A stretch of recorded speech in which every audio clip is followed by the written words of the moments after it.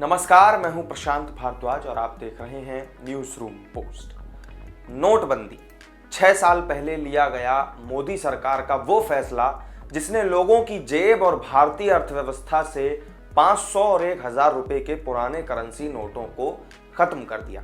जाहिर तौर पर सरकार इस फैसले के फायदे गिनवाती रही है, लेकिन दूसरी तरफ देश का एक बड़ा तबका ऐसा है जो नोटबंदी के इस फैसले को सही नहीं मानता। विपक्ष की बात भी अगर छोड़ दें तो फिर भी तमाम ऐसे अर्थशास्त्री और फाइनेंशियल एक्सपर्ट हैं जो मोदी सरकार के इस कदम को पूरी तरह कामयाब नहीं मानते या फिर आंशिक रूप से ही कामयाब मानते हैं।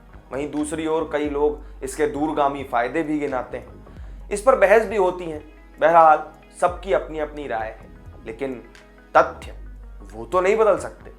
इन्हीं तथ्यों पर आज सुप्रीम कोर्ट ने भी गौर किया जब नोटबंदी को अवैध घोषित करने की मांग वाली 58 याचिकाओं पर सुनवाई की गई। बड़ी बात यह है कि सर्वोच्च अदालत ने नोटबंदी के उस फैसले को, जिसे कुछ लोगों ने नाइट ब्लंडर का भी नाम दिया था, उसे कानूनी रूप से वैध करार दिया है। यानी कि देश की सबसे बड़ी अदालत के मुताबिक 8 नवंबर की रात को उठाया गया सरकार का वो कदम बिल्कुल सही था। जस्टिस अब्दुल नजीर की अध्यक्षता वाली 5 जजों की संवैधानिक बेंच ने यह कहा कि आर्थिक फैसलों को बदला नहीं जा सकता।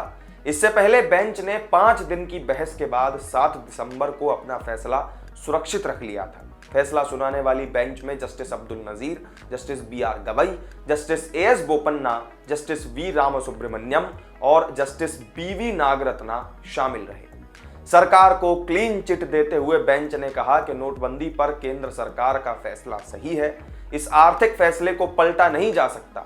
कोर्ट ने कहा कि नोटबंदी के फैसले में कोई गड़बड़ी नजर नहीं आती और आर्थिक फैसले को पलटा नहीं जा सकता है। सुप्रीम कोर्ट ने केंद्र सरकार को बड़ी राहत देते हुए जो सभी 58 याचिकाएं इस मामले में दायर की गई थी, उन्हें भी खारिज कर दिया। सुप्रीम कोर्ट के सामने पूर्व केंद्रीय मंत्री P चिदंबरम ने भी 1000 और 500 रुपए के नोटों को बंद करने के फैसले को गंभीर रूप से दोषपूर्ण बताते हुए यह दलील दी थी कि केंद्र सरकार कानूनी निविदा से संबंधित किसी भी प्रस्ताव को खुद से शुरू नहीं कर सकती है। यह केवल RBI के केंद्रीय बोर्ड की सिफारिश पर ही किया जा सकता है। कोर्ट ने कहा कि रिकॉर्ड की जांच के बाद हमने पाया है कि निर्णय लेने की प्रक्रिया केवल इसलिए त्रुटिपूर्ण नहीं हो सकती क्योंकि यह केंद्र सरकार से निकली है, और हमने यह भी माना है कि टर्म सिफारिश को वैधानिक योजना से समझा जाना चाहिए। इस रिकॉर्ड को देखने के बाद यह पता चलता है कि 6 महीने की अंतिम अवधि के भीतर RBI और केंद्र सरकार के बीच एक परामर्श हुआ था। इस मामले में संविधान पीठ ने 4-1 के बहुमत से अपना फैसला सुनाया। इस फैसले से सिर्फ जस्टिस BV नागरत्ना ने ही असहमति जताई। उन्होंने कहा कि केंद्र सरकार को नोटबंदी की प्रक्रिया नहीं करनी चाहिए थी। जस्टिस BV नागरत्ना ने यह भी कहा कि केंद्र सरकार के इशारे पर नोटबंदी कहीं अधिक गंभीर मुद्दा है जिसका अर्थव्यवस्था और नागरिकों पर प्रभाव पड़ता है।